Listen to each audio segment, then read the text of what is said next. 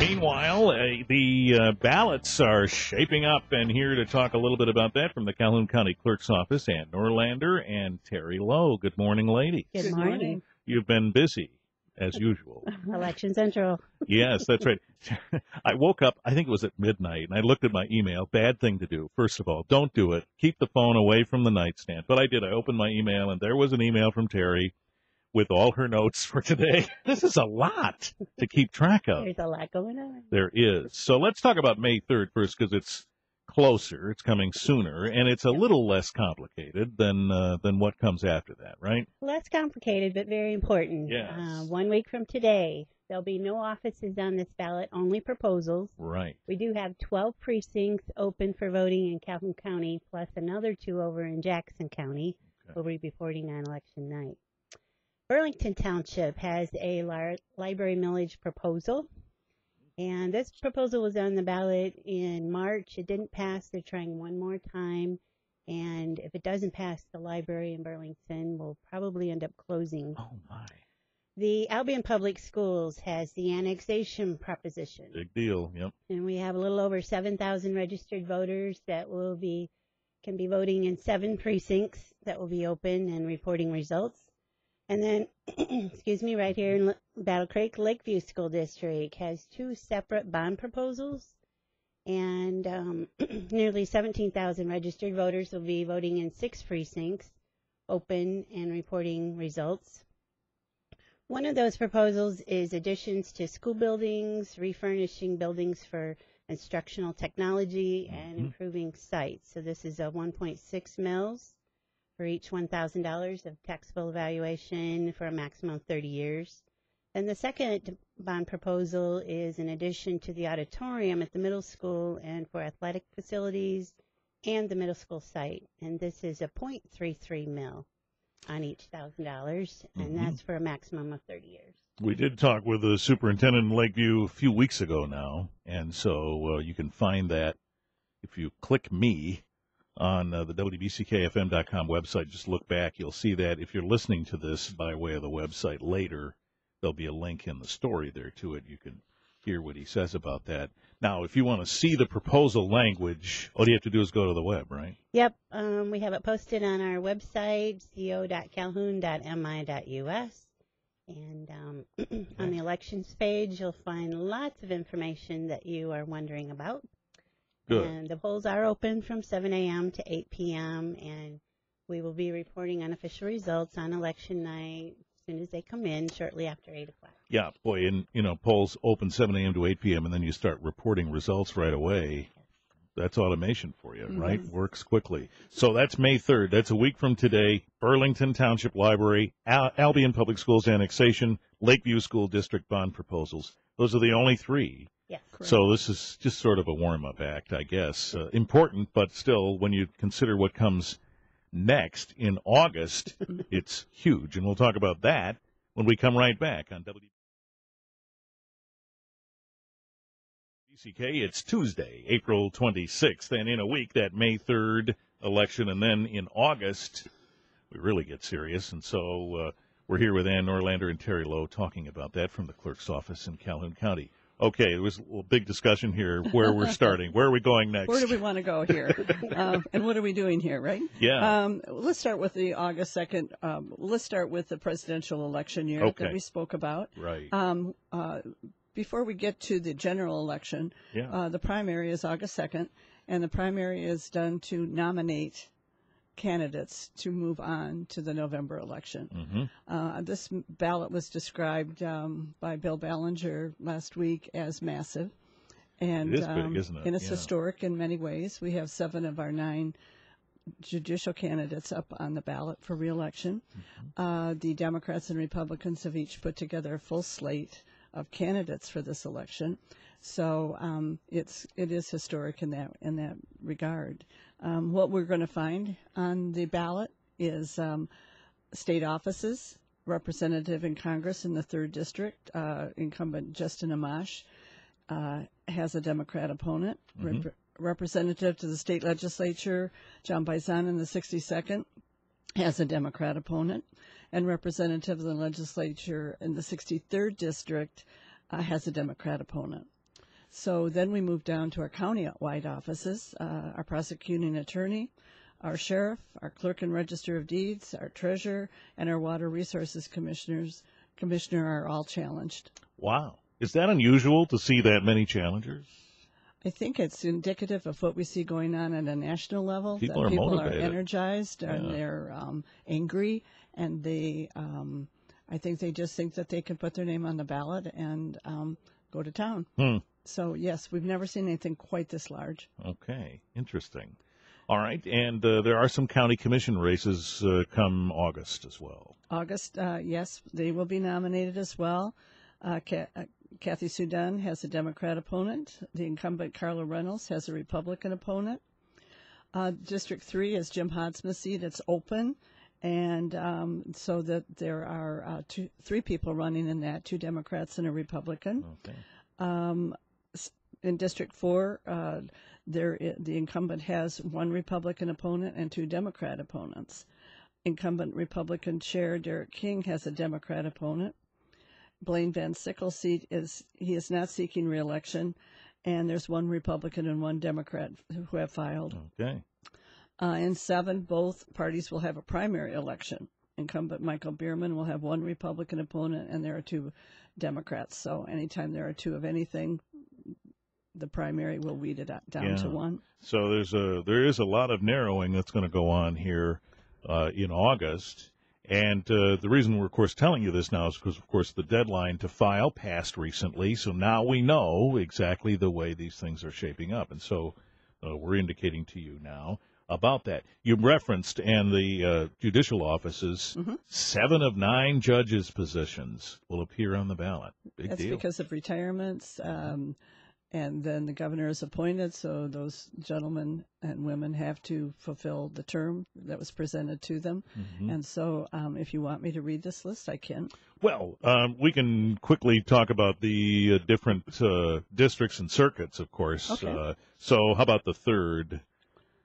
The 3rd District Court of Appeals, both incumbents Hoekstra and Sawyer are uncontested.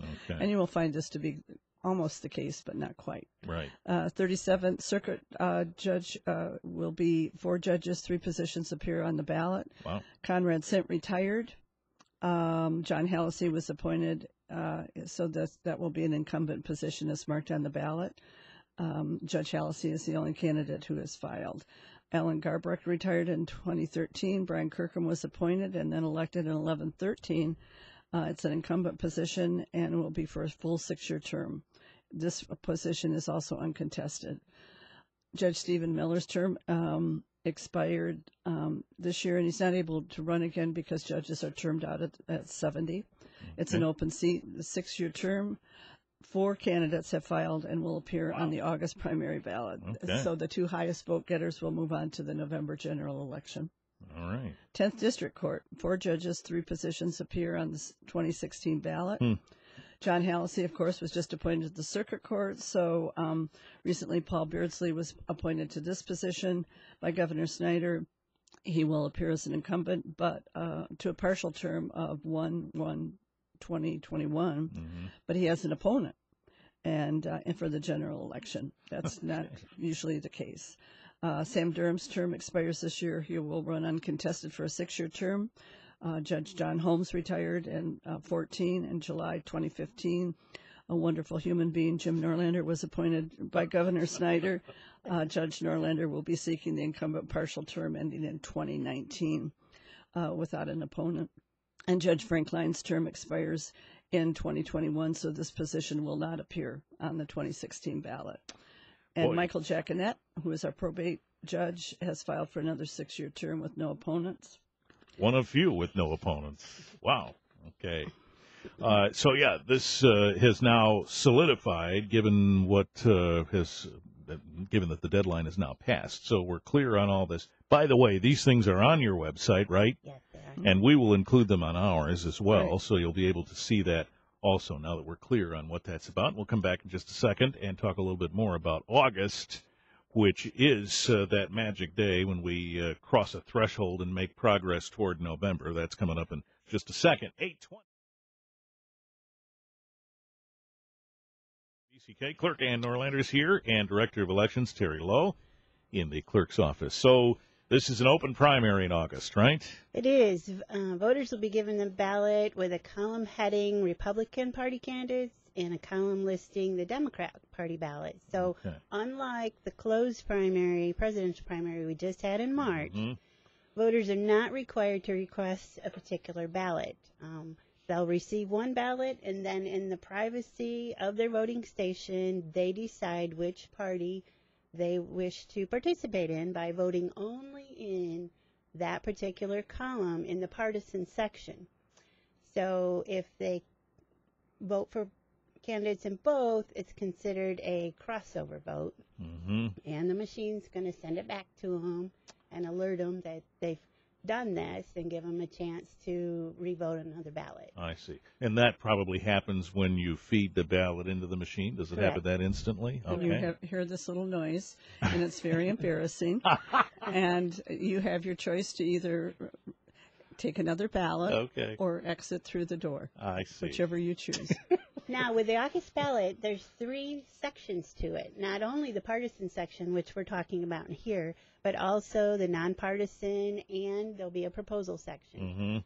So even if they were to cross over in the partisan section, their votes would still count for the nonpartisan and the proposal section.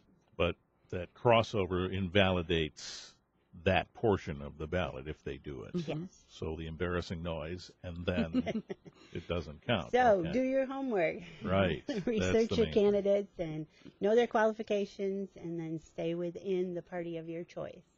So why do we do it this way, Ann? Why is it before you ask for the ballot you want, you get that party ballot, you vote it, it goes in the machine, no embarrassing noises, done. Now in this one, it's open, so you have a choice of parties on the same ballot. You run the chance of tripping over that if you cross over, the embarrassing noise, all of that. Why do we do it that way? Election law in Michigan. Okay.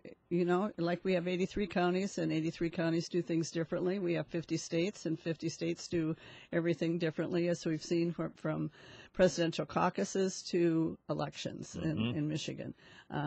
So it just, I know this is cliche, but this is the way we've always done it. Yes, right. Excuse me. Michigan is not very inclined to move off of what they've always done. We've only had 3 different sources of voting in the history of Michigan. So we're not like Idaho, who has 34 people that votes on the internet, or we're not going to see that happen. In my opinion, we're not going to vote by phone. We're not going to vote any other way than what the legislature votes. It tells us we're going to vote. Why is that? Why are we not warm to that idea? I think that the general consensus is that we're probably not there as far as security goes. Gotcha. And so if Richard Piet wanted to vote 45 times, if he's voting for someone on Dancing with the Stars, it would be somewhat difficult to regulate how many times you were going to vote. We already have enough contention out there with dead people voting, which they don't, and with people voting more than once, which I find highly unlikely, since they won't even vote once. So, it's our mission, Teri's and mine, and clerks all over the state, to get our voter. We have many registered voters in Calhoun County. A population of 135,982, we have at least 99,000 registered voters. Right. So registering voters is not our issue. Getting them to the polls is the issue. Well, and I'm not sure that won't change this presidential cycle. Right. I think we have energized a base that has been less than participatory. We have young people that are energized. We have people that have never voted before that wanted to hear a presidential candidate that told it like it is, whether we like it or not. We do have a new energy at the top of the ticket. All right, so you may be busier then, is what you're saying. Or because there's no straight party voting, you can't go in and just connect the arrow and Democrat or Republican. Right. You're going to have to vote the entire ballot.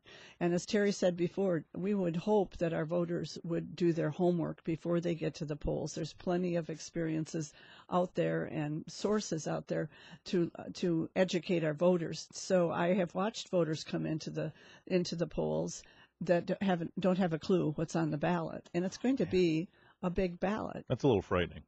It's very frightening, but it's very true. And so now my thought is because of the uproar at the top of the ballot, people may stay home and protest, or they will come in and they can maybe vote for the county clerk and leave, or they may vote for a township trustee. You have to vote the entire ballot. Is what we're saying. You can no longer just say Democrat. However, you need to turn the ballot over. It's going to be two-sided, and vote for those judicial candidates, and vote for the proposals that will be on the ballot, which we're not sure what they are now. Yeah, we have a little time to sort that out, and we'll have more time to remind you again about all of this. But May 3rd is the next thing, and that's those ballot issues that we talked about, and that's a week from today. Correct. All right. Find this information on the web. It's probably easier to go to the search engine and type in Calhoun County Clerk Office or something and find the link, but there is a web address, right, Ann? co.calhoun.mi.us. And one last thing, we only have one other complicating factor this year.